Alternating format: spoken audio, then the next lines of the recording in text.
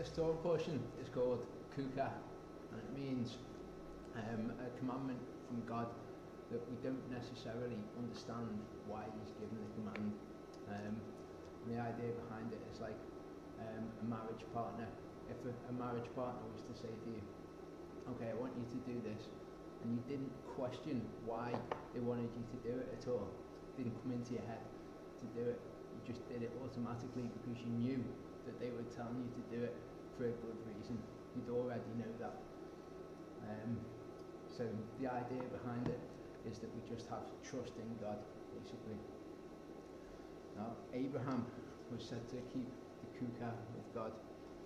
It says in Genesis 26:5, because that Abraham obeyed my voice and kept my charge, which is mishmareth, my commandments, which are mitzvah, and my statutes, which are Chukat, and my laws, which are Torah. I'm not sure which Chukat Abraham kept, but it says that he kept them. And trusting in the blood of the Passover lamb, that in itself, that's described as a Chukat in the Torah. So obviously trusting in Yeshua as our sacrifice is a Chukat as well. We just don't necessarily understand why God's doing it in the heavenly realm. We just trust that He knows, basically. He's God, and He knows that it will bring kingdom purposes about, so we just do it. Now this Torah portion is 38 years after the last Torah portion. They were told in the Sin of the Spies that they would stay in the desert for 38 years, and this is 38 years after that. Picks up then.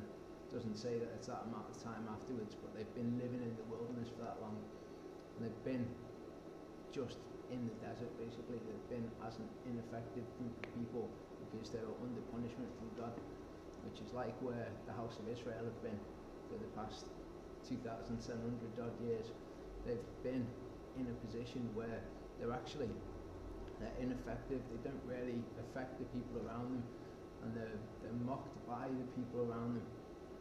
They're certainly not understood, but we're reaching a point now where we're following God's commands and we're starting to be effective, and the enemy's not liking it, so he attacks us.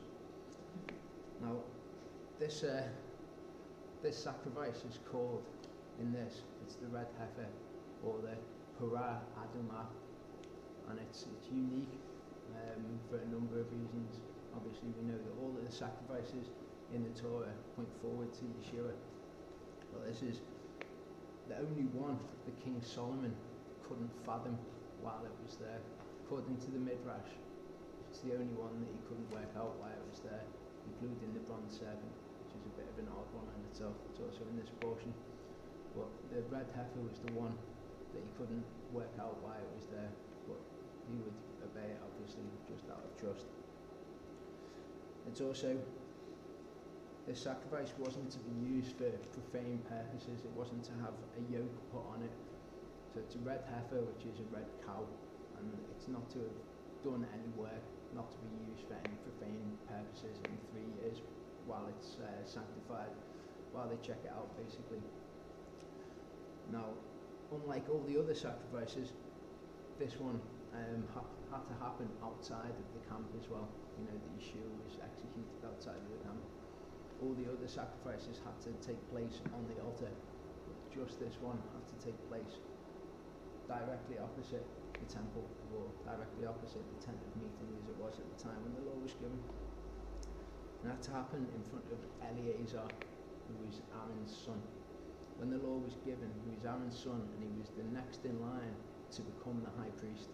What he had to do was get the blood on his finger and sprinkle it 7 times in front of the tent of meeting, or the temple, and it would cleanse it. No one was allowed to enter into the temple unless they'd been cleansed, because they would defile Yahweh's temple. There's some disagreement over whether Yeshua fulfilled the position of the next in line to be the high priest, whether when he died he became the high priest, so he was Eleazar, he was the next in line, or whether he was actually the high priest at the time, because the law was given, it says this should be done in front of Eleazar. but this law was given just before Aaron's death, which is also in this Torah portion.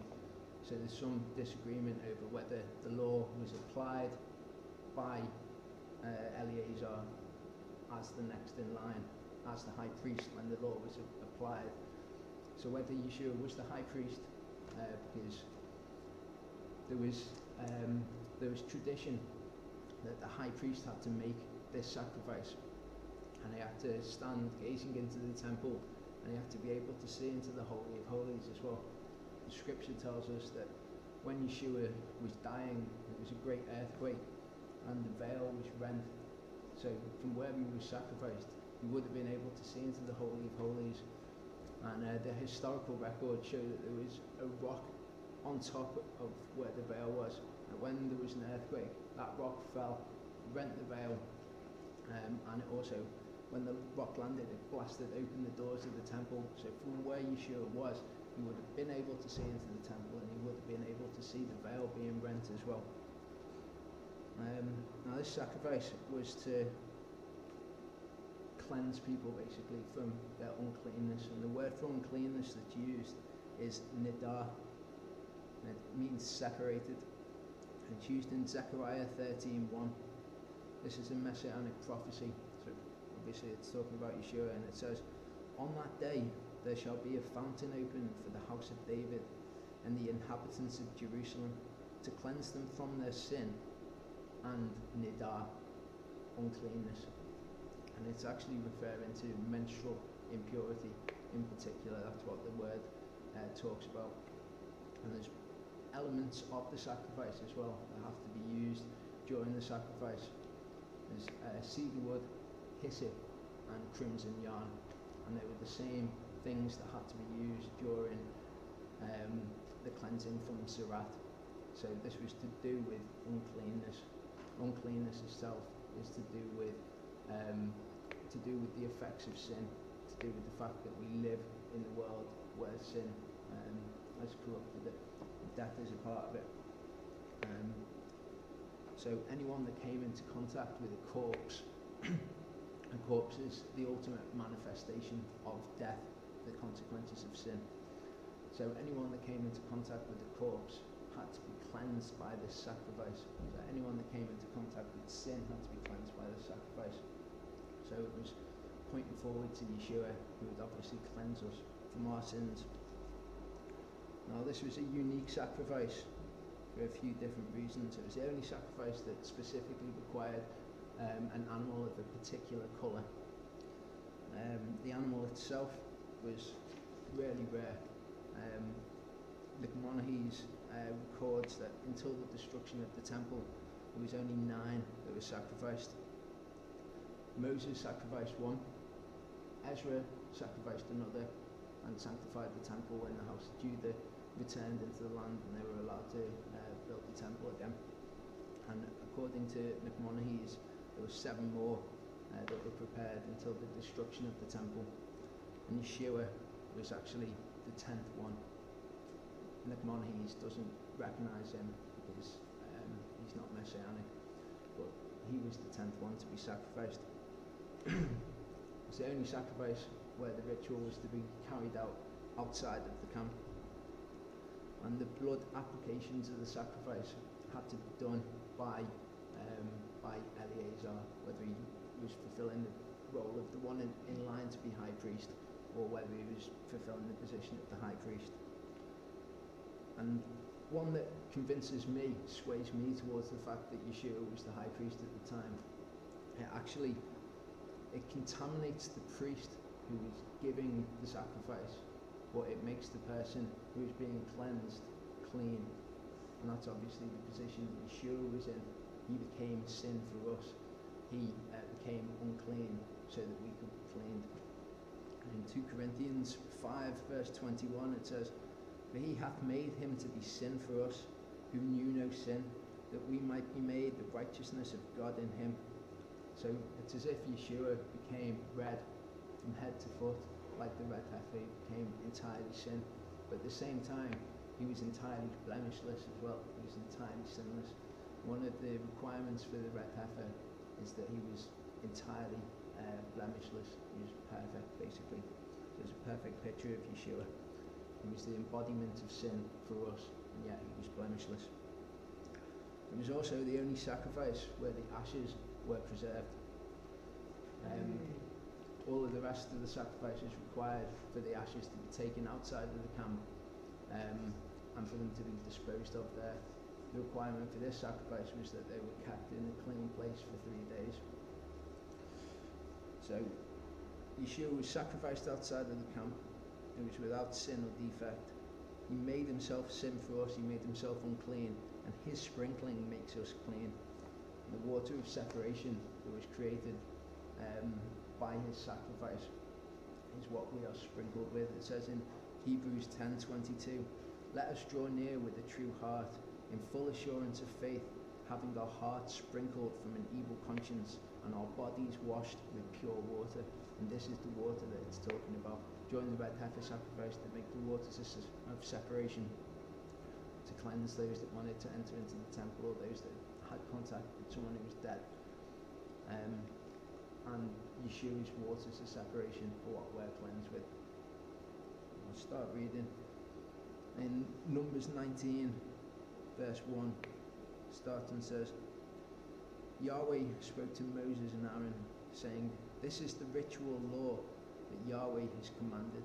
Instruct the Israelite people to bring you a red cow without blemish, in which there is no defect and on which no yoke has been laid." So this is an interesting requirement here. It says, instruct the Israelite people to bring this sacrifice. Now this is the only sacrifice wherein it's not the Levites in particular that have to bring the sacrifice. It says just the people of Israel, and obviously that looks forward to Yeshua, who was brought before Pilate by the Israelite people in general, by the religious leaders, by the Sanhedrin, but they were made up of different tribes basically. This is the only sacrifice where it says that the Israelite people are to bring the sacrifice and not the Levites. It's also the only female animal that's specified for sacrifice in the Torah. Now, its red heifer is Korah Adumah. Adumah is the female version of Adam. So it's the exact opposite of Adam. Adam brought sin into the world. Adumah cleansed us from our sin. I think that's significant as well.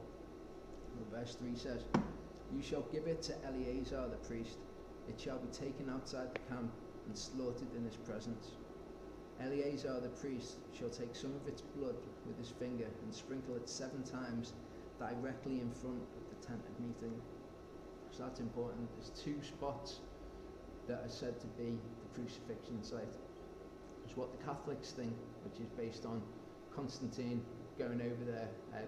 mother, going over there and saying, these are the holy sites, this happened here, this happened here. Don't know whether she had any archaeological training or what the deal was, but personally I don't think that she was right in what she said. The other view is the Protestant view, and that says that it happened on the Mount of Olives, which is directly in front of the temple. From that spot, Yeshua would have been able to see the temple, and if him being the high priest is the right interpretation, he would have been able to see into the temple when the doors flew open, and would have been able to see into the Holy of Holies when the veil went. Now, there were loads of people who were buried on the Mount of Olives as well, which makes sense of it being called Golgotha, the place of the skull. And that's based on the Messianic prophecies. The reason that they did it is because the Messianic prophecies said that when the Messiah came, he would touch down on the Mount of Olives and the dead would be risen from their graves. So everybody wanted their relatives to be the first people to raise. So everyone would be buried on the Mount of Olives, and that's based on Zechariah 14:4. "And his feet shall stand in that day upon the Mount of Olives, which is before Jerusalem on the east. And the Mount of Olives shall cleave in the midst thereof toward the east and towards the west. And there shall be a very great valley, and half of the mountain shall remove towards the north, and half of it toward the south." And Ezekiel 37, verses 12 and 13 says, Therefore prophesy, and say unto them, Thus saith Yahweh God, Behold, O my people, I will open your graves, and cause you to come up out of your graves, and bring you into the land of Israel.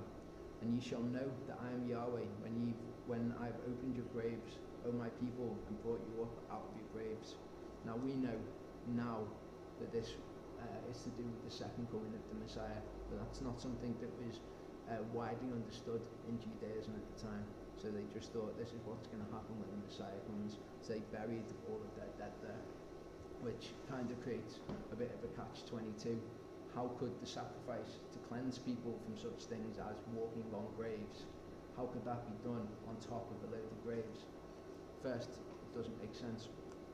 But there was an archway that went from the front of the temple all the way over to the Mount of Olives, and it went over the graves to the spot where the red heifer had to be sacrificed. So it prevented them from becoming unclean. In verse 5 it says, The cow shall be burned in his sight. Its hide, flesh and blood shall be burned, its dung included. And this was the only sacrifice where its hide, flesh and blood and dung all had to be burned, all had to be part of the ashes of the sacrifice. And the priest shall take cedar wood, hyssop and crimson stuff, and throw them into the fire, consuming the cow. And this was actually fulfilled in Yeshua's sacrifice as well. The stake that he was executed on was cedar wood. The hyssop was there because of the hyssop that was lifted so that he could drink the bitter waters to his lips, or the vinegar.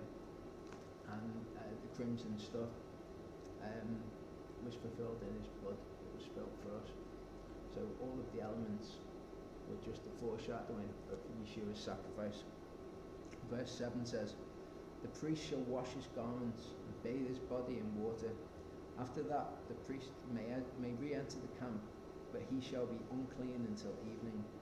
He who performed the burning shall also wash his garments in water, bathe his body in water, and be unclean until evening.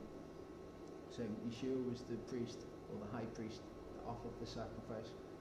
And it was part of their custom for the dead that the body would be washed afterwards. So Yeshua's body would have been washed. It says that his garments shall be washed as well, but obviously Yeshua's garments were divided amongst the Roman soldiers, so he was naked when he died. So his body was cleansed. It was exactly in accordance with this. A man who is clean shall gather up the ashes of the cow and deposit them outside the camp in a clean place, to be kept for water of lustration for the Israelite community. It is for cleansing. So this is a person who was not yet involved in the process and was clean. Now, the person that retrieved Yeshua's body was Joseph of Arimathea. And it says this about him. In John 19:38 it says, And after this, Joseph of Arimathea, being a disciple of Yeshua, but secretly for fear of the Jews, besought Pilate that he might take away the body of Yeshua. And Pilate gave him leave. He came therefore and took the body of Yeshua. So this was the clean man who had to come and gather up the ashes of the red heifer sacrifice. Luke 23:50-51 says, And behold, there was a man named Joseph, a counselor, and he was a good man and a just.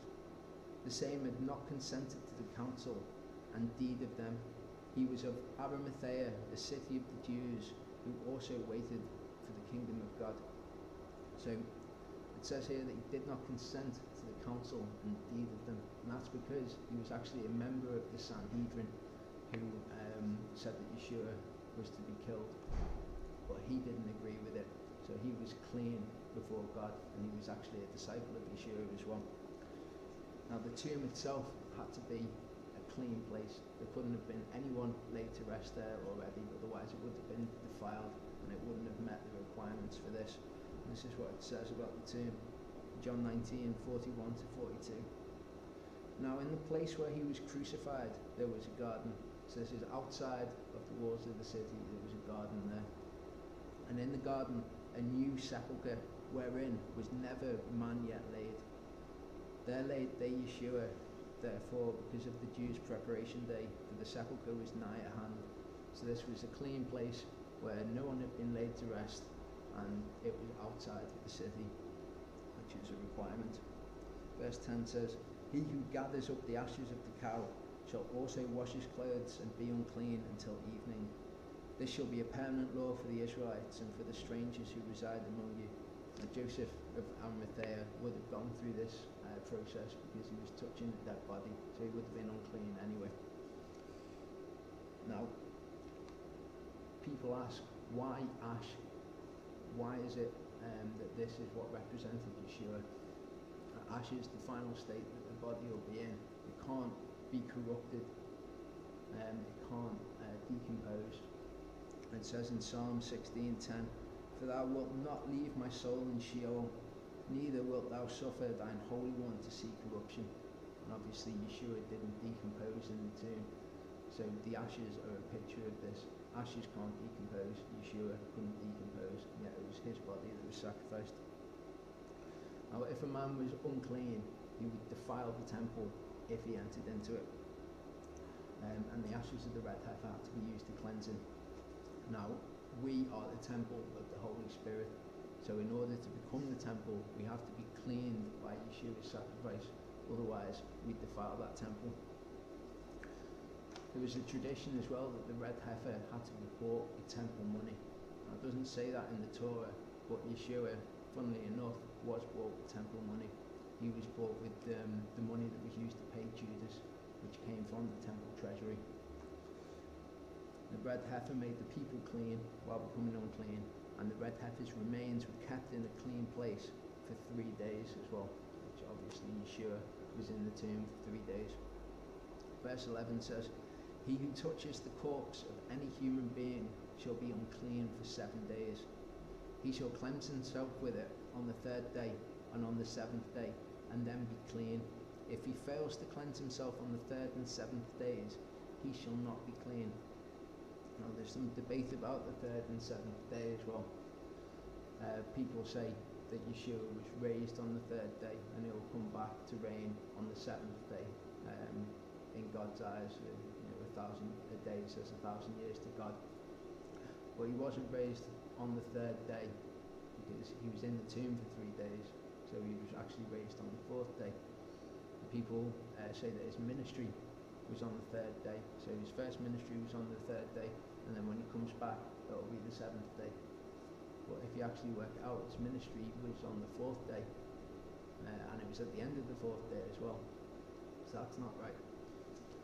Personally, what I think that this is talking about is during our lives, we have to receive the cleansing of Yeshua, and then when he comes back, then the cleansing will be complete, and we'll reign with him at that point.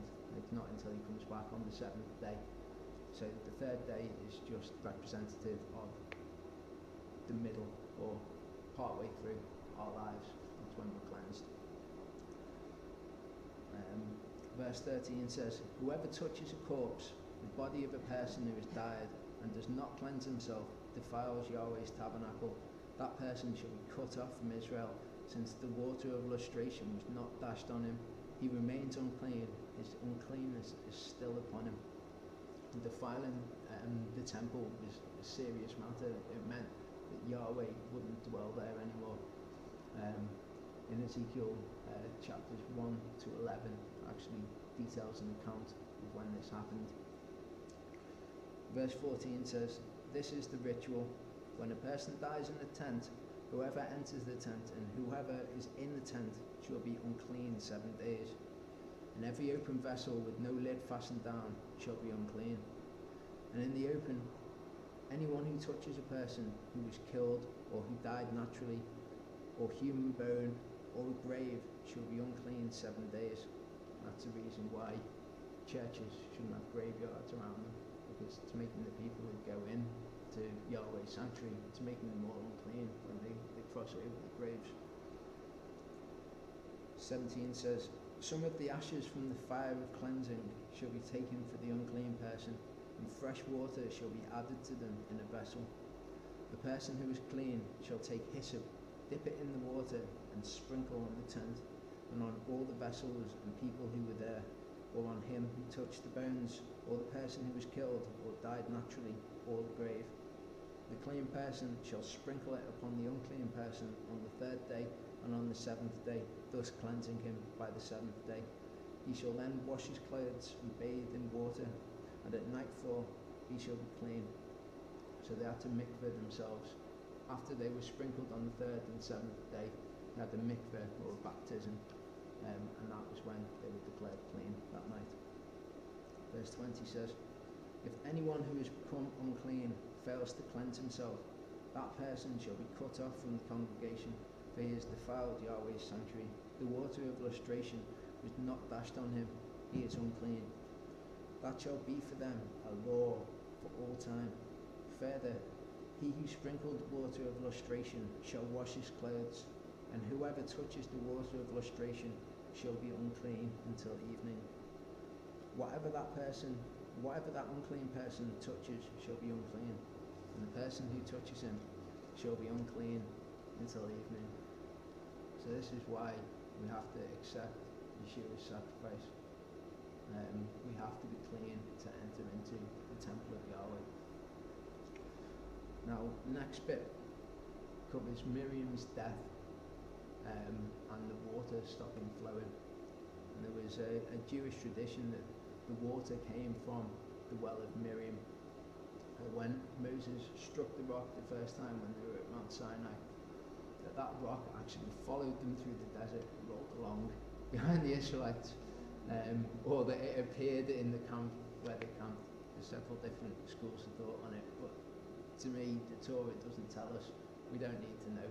If Yahweh wanted us to know exactly what the deal was with the water while they were there for 38 years, he would have told us.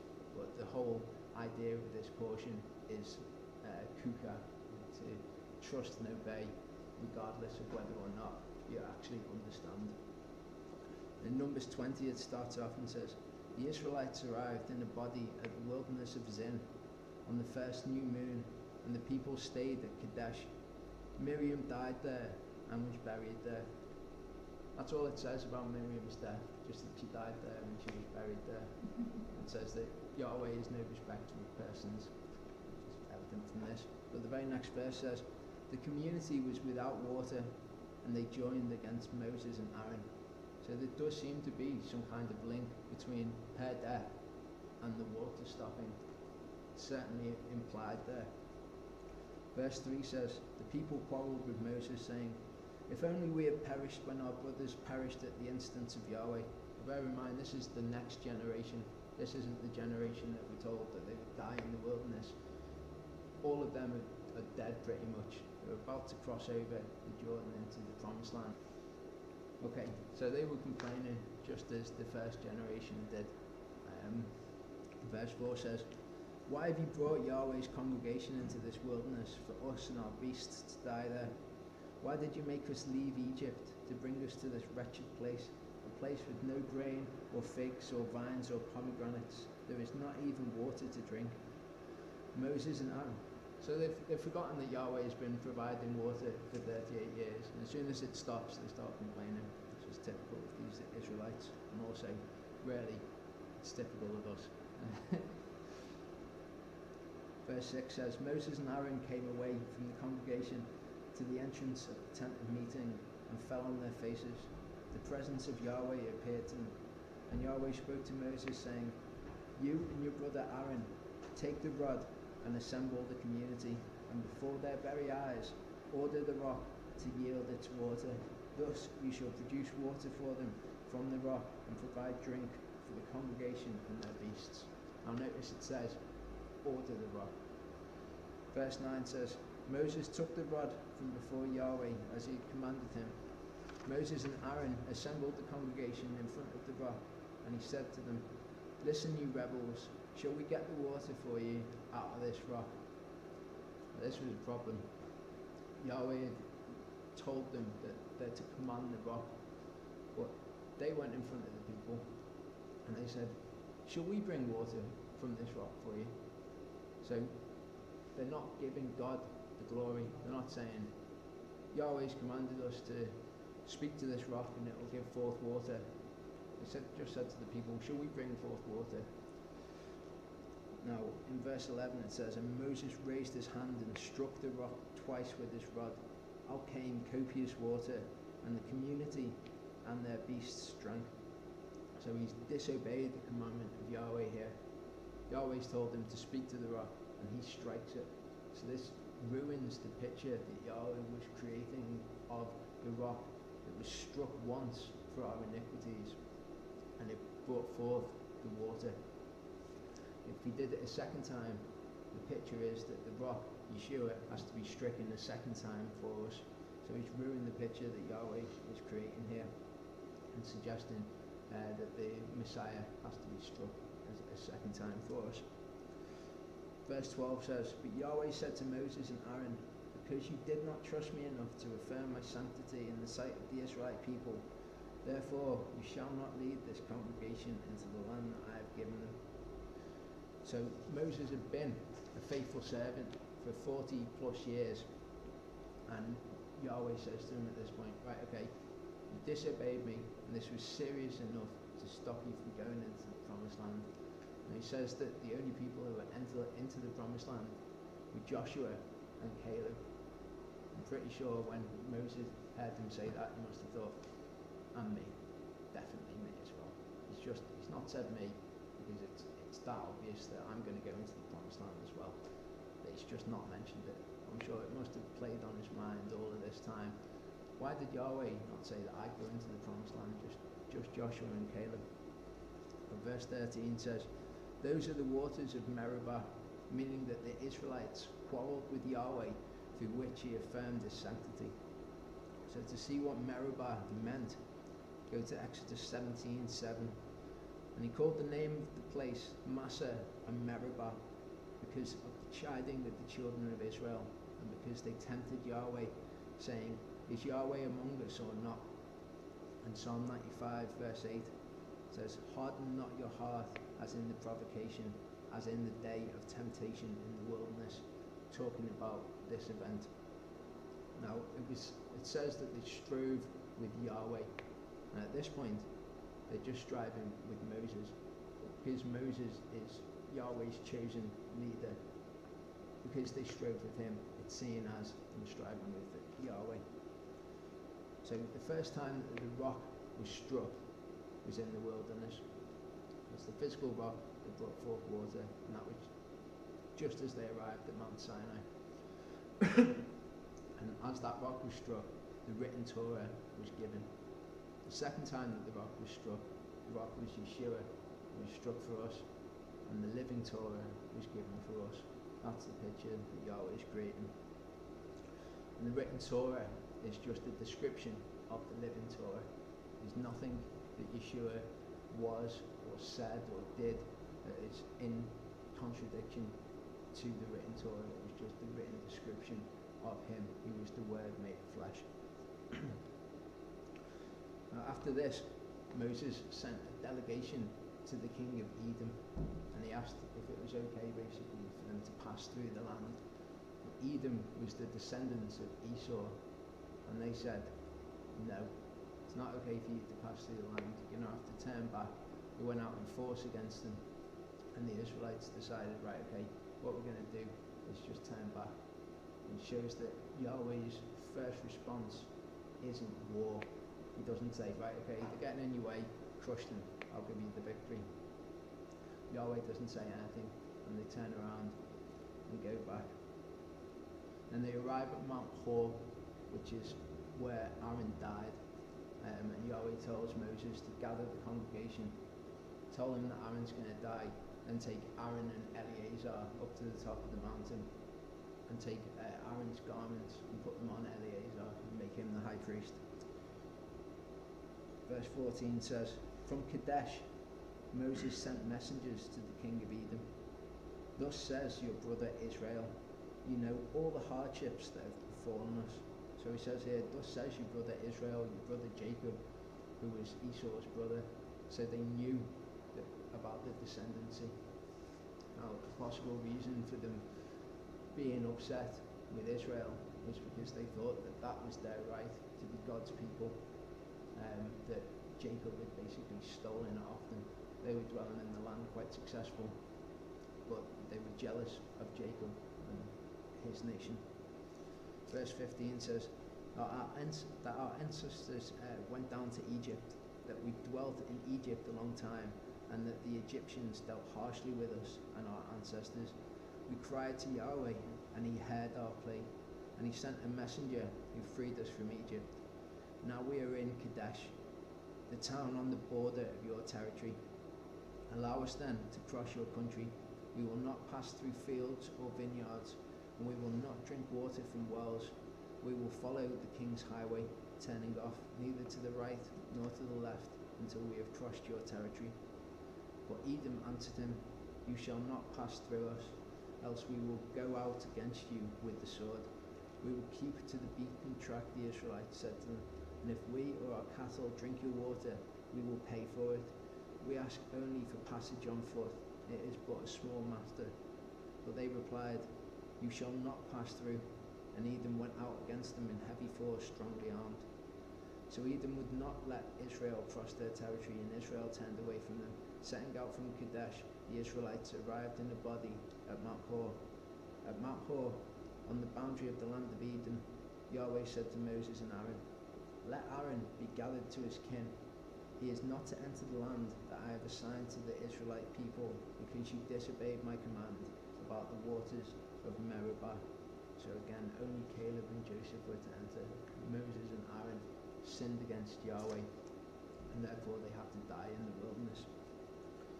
Verse 25 says, take Aaron and his son Eleazar and bring them up on Mount Hor. Strip Aaron of his vestments and put them on his son Eleazar. There Aaron shall be gathered unto the dead. Moses did as Yahweh had commanded. They ascended Mount Hor in the sight of the whole community. Moses stripped Aaron of his vestments and put them on his son Eleazar, and Aaron died there on the summit of the mountain. When Moses and Eleazar came down from the mountain, the whole community knew that Aaron had breathed his last. All the house of Israel bewailed Aaron 30 days. And it's worth mentioning with it saying the house of Israel there. The house of Israel were all 12 tribes until the split. When they were split, it was the northern kingdom was the house of Israel and the southern kingdom was the house of Judah. But when you read before Solomon about the house of Israel, it's talking about all 12 tribes. And in the next part, the Israelites went to war with the Canaanites. They were still mourning for Aaron, and the Canaanite king called Arad decided that now they were weak, now was the time to attack them. So he was initially successful in his campaign, and he took some of the Israelites captive. What the Israelites did is they prayed to Yahweh, and they took a vow, and they said, what we'll do is we'll prescribe all of the plunder from these towns unto Yahweh, and to prescribe something means to dedicate it for destruction. So they wouldn't have taken any of the plunder from the Canaanites. They would have destroyed it and dedicated it to Yahweh. And Yahweh gave them victory. Counter-attack was successful, and they defeated the Canaanites. Numbers 21 starts and says, when the Canaanite king of Arad, who dwelt in the Negev, learned that Israel was coming by way of Atharim, he engaged Israel in battle and took some of them captive. Then Israel made a vow to Yahweh and said, if you deliver this people into our hand, we will prescribe their towns. Yahweh heeded Israel's plea and delivered up the Canaanites, and they and their cities were prescribed. So the place was named Hormah, which means devoted to destruction. And the next part of the portion deals with the brass serpent or the copper snake, depending on the translation. Now, on leaving Mount Hor, the people grew impatient and they started to rebel against Moses again. And this time, they didn't just rebel against Moses, they rebelled against Yahweh. They spoke directly against Yahweh, so it was more serious this time. And Yahweh sent among them fiery serpents.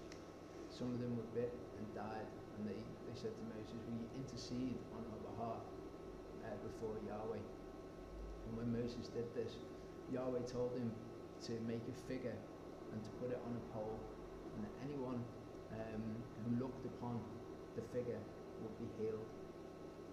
Obviously, this looks forward to Yeshua. Yeshua actually refers to this episode when he spoke to Nicodemus. He said, "And as Moses lifted up the serpent in the wilderness, even so must the Son of Man be lifted up." So he makes the direct comparison there himself. Now, humanity as a whole has been bitten by the snake, if you like. It's been infected with the poison of the serpent, which is sin. And we have to look upon Yeshua, we have to put our trust in him to be cleansed of this sin, to be healed from it. Now, as Charlie mentioned on Monday, King Hezekiah actually destroyed this bronze serpent because people started to worship the actual thing that healed them, the actual physical object, instead of saying this has got power because of Yahweh. And you could play this forward and say the crucifixes that people wear when they worship the crucifix, that's what they're doing. They're worshipping the thing that they're to look on to heal them, not the actual power behind them. But verse 4 says, "They set out from Mount Hor by the way of the Sea of Reeds to skirt the land of Edom, but the people grew restive on the journey. And the people spoke against God and against Moses. 'Why did you make us leave Egypt to die in the wilderness?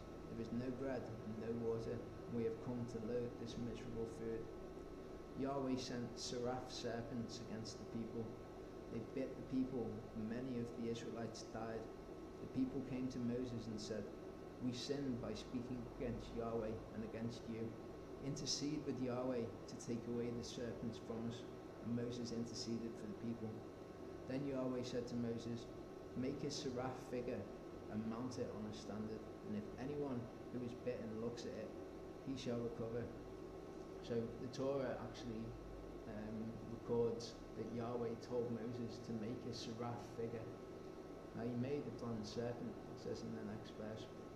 But a seraph might be more familiar with the seraph by its plural, which is seraphim.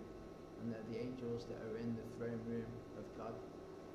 They're the ones with 6 wings that cover up their face and say, "Holy, holy, holy is the Lord God Almighty." I think this is an interesting, significant point, that the figure that Yahweh told Moses to make was a figure of the only other thing that was in the throne room of God.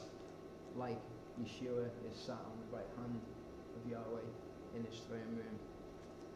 The angels were the only other thing, the only created being that was in the throne room. I think that's significant. Verse 9 says, "Moses made a copper serpent and mounted it on a standard. When anyone was bitten by a serpent, he would look at the copper serpent and recover." So it's unknown why Moses disobeyed the command to make a seraph. It might have been because the people that Yahweh had anointed as the master craftsmen, who knew how to build such things, they died in the wilderness. Verse 10 says, "The Israelites marched on and encamped at Oboth. They set out from Oboth and encamped at Lai Abarim in the wilderness, bordering on Moab to the east. From there they set out and encamped at the Wadi Zered. From there they set out and encamped beyond the Arnon, that is, in the wilderness that extends from the territory of the Amorites, for the Arnon is the boundary of Moab, between Moab and the Amorites.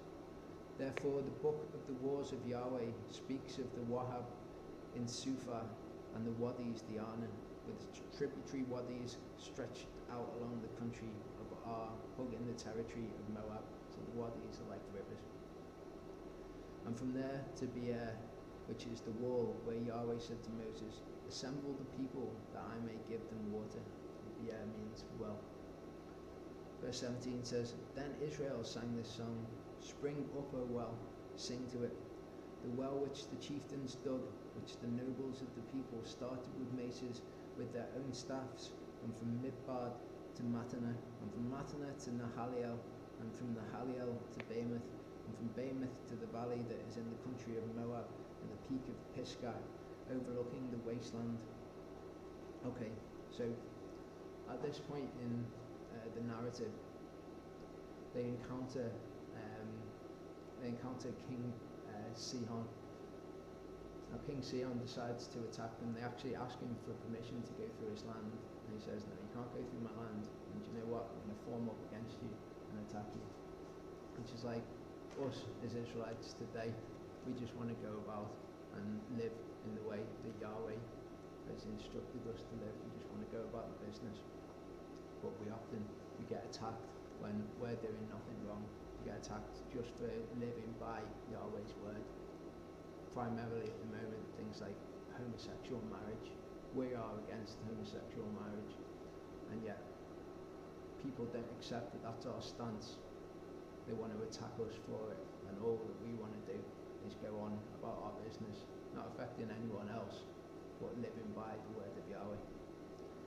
Verse 21 says, Israel now sent messengers to Sihon, king of the Amorites, saying, let me pass through your country.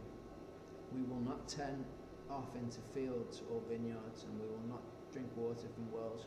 We will follow the king's highway until we have crossed your territory. But Sihon would not let Israel pass through his territory. Sihon gathered all his people and went out against Israel in the wilderness. He came to Jahaz and engaged Israel in battle. But Israel put them to the sword and took possession of their land from the Arnon to Jabbok, as far as Az of the Amorites, for Az marked the boundary of the Amorites. Israel took all of those towns and settled in all the towns of the Amorites in Heshbon and all its dependencies. So Israel actually came out of this really well. They were attacked by Sihon, and they didn't ask for that war, but the consequences of it, Yahweh used it for their good, and this is the first land that they have for themselves. They've conquered the cities. They weren't prescribed to Yahweh, these cities, and they weren't part of the vow. So they actually took possession of them. They came out of this really well. Verse 26 says, now Heshbon was the city of Sihon, king of the Amorites, who had fought against the former king of Moab and taken all his land from him as far as the Arnon. Therefore the bards would recite, come to Heshbon, firmly built and well founded as Sihon's city. For fire went forth from Heshbon, flame from Sihon's city, consuming Ar of Moab, the lords of Bamoth by the Arnon. Woe to you, O Moab, you are undone, O people of Chemosh. His sons are rendered fugitive, and his daughters captive by an Amorite king, Sihon. Now yet we have cast them down utterly, Heshbon along with Dibon. We have wrought desolation at Nophah, which is hard by Medeba. Which is different from the songs that are written today. Verse 31 says, so Israel occupied the land of the Amorites. Then Moses sent to spy out Jazer, and they captured its dependencies and dispossessed the Amorites who were there. They marched on and went up the road to Bashan, and King Og of Bashan with all his people came out to Edrei to engage them in battle. So Sihon had a half brother, and his name was Og. He heard about the death of Sihon, and he came out to fight the Israelites. And Og actually means gigantic in Hebrew. Amos 2:9 says, yet destroyed I the Amorite before them, whose height was like the height of the cedars, and he was strong as the oaks. Yet I destroyed his fruit from above, and his roots from beneath. Talking about Og. So he was as the heights of the cedars. Verse 34 says, but Yahweh said to Moses, do not fear him, for I give him and all his people and his land into your hand. You shall do to him as you did to Sihon, king of the Amorites, who dwelt in Heshbon. They defeated him and his sons and all his people until no remnant was left him, and they took possession of his country. So it's dealt with fairly briefly there, but more detail has gone into in Deuteronomy 3. It says, then we turned and went up the way to Bashan, and Og, the king of Bashan, came out against us, he and all his people, to battle at Edrei. And Yahweh said unto me, fear him not, for I will deliver him, for all his people and his land into thy hand. And thou shalt do unto him as thou didst unto Sihon, king of the Amorites, which dwelt at Heshbon. So Yahweh our God delivered it into our hands, Og also, the king of Bashan, and all his people, and we smote him until none was left to him remaining. And we took all his cities at that time. There was not a city which we took not from them. 80 cities, all the region of Argob, the kingdom of Og and Bashan. So 80 cities, that's 60 cities that they took at the time. It was a really, really significant part of the history of Israel. They were just about to cross over the Jordan, and they'd already conquered a lot of land. This is something that would have taken a fair amount of time as well. These were extensive wars that were fought at this point. Verse 5 says, all these cities were fenced with high walls, gates and bars, beside unwalled towns a great many. So there was the unwalled towns as well that they conquered. And we utterly destroyed them, as we did unto Sihon, king of Heshbon, utterly destroying the men, women and children of every city. Obviously these were descendants of the Nephilim, so when Yahweh said to destroy them completely, he was saying to destroy this race of people who were the giants. He wanted them taken off the map. And it wasn't because he was cruel that he was doing it, it was because these people were incredibly evil, and they came from the fallen angels. They were never part of his plan in the first place, so he had to act. Verse 7 says, but all the cattle and the spoil of the cities we took for a prey to ourselves. And we took at that time out of the hand of the 2 kings of the Amorites the land that was on this side of the Jordan, from the river of Arnon unto Mount Hermon, which Hermon the Sidonians call Syrian, and the Amorites call it Shinir.